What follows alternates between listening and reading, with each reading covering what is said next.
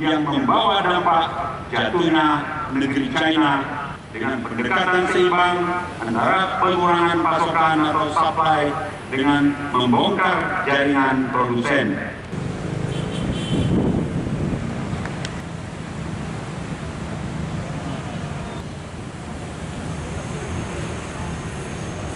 Yang sangat berbahaya dan dapat melemahkan sendi-sendi kehidupan, sehingga oleh karena itu tidak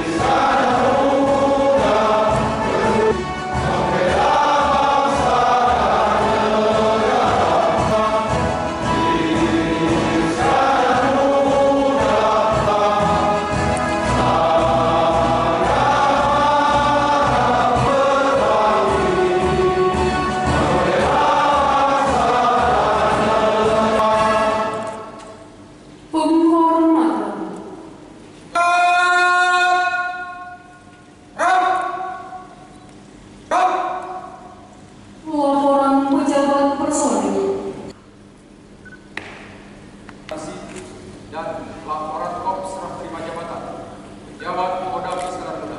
Siap.